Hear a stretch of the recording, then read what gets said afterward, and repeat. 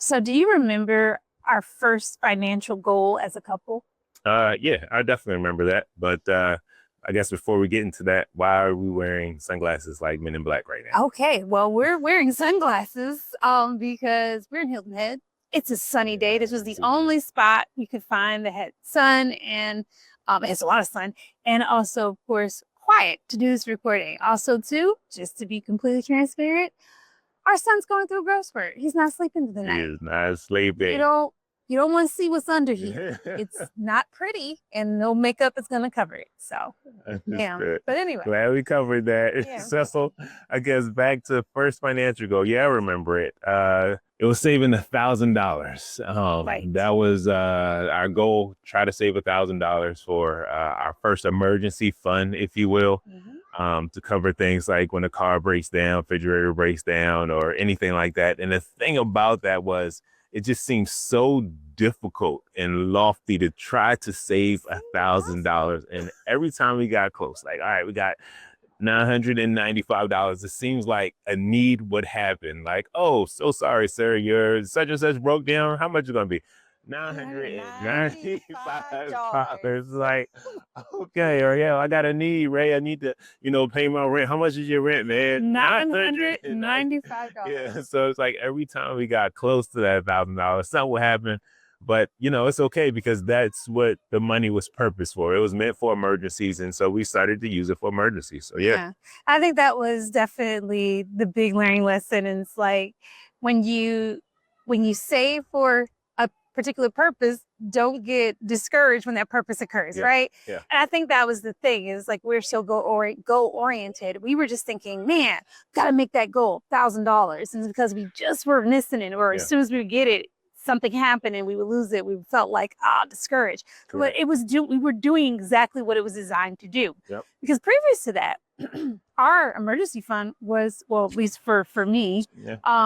early in our marriage, our emergency fund was credit cards. Was. Yeah. And that was a death spiral, right? Because it seemed like we never could get off, we could never give up from under the credit card debt. And it just kept accumulating.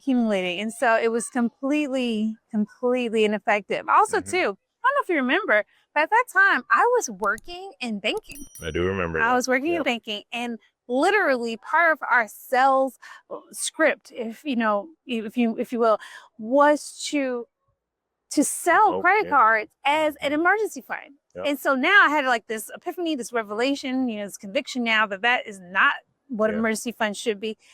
And I had that conflict, right? Because it's part of my job. Yeah. That was right the time. I definitely remember that. And then for me, it was difficult because it really took faith to go from depending on credit cards for emergencies to like, God, I need your help. If emergency happens, I don't have it right now, but I want to be debt free. And having this credit card for emergencies is just, I want to say a death spiral, but it was a spiral because emergency will happen. I'll charge it to the credit card.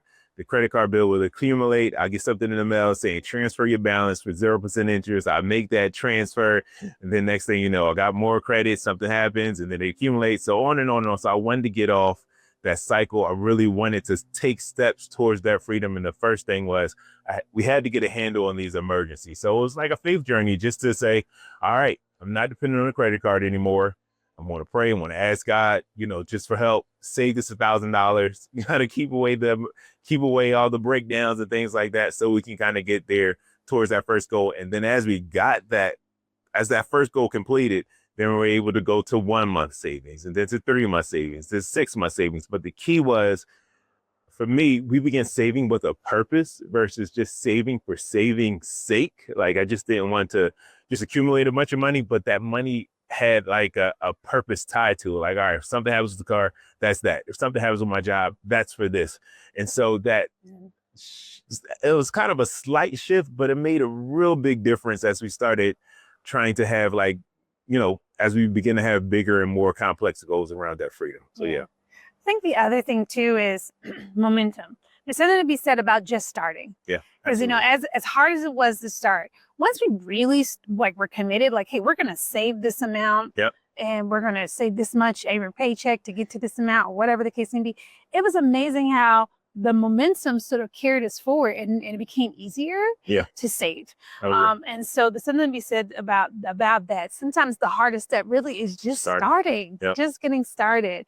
And also too, you know, I really realized what we were saying as far as using credit cards as emergency fund. I said death spiral. It's a debt spiral. Yeah, it's kind of a debt spiral. That's the problem. Yeah. So anyway. I think that's accurate. And so, yeah, hope this helps. You know, let us know, what was your first financial goal, or what do you want your first financial goal to be? We'd love to hear it in the comments and keep the discussion going.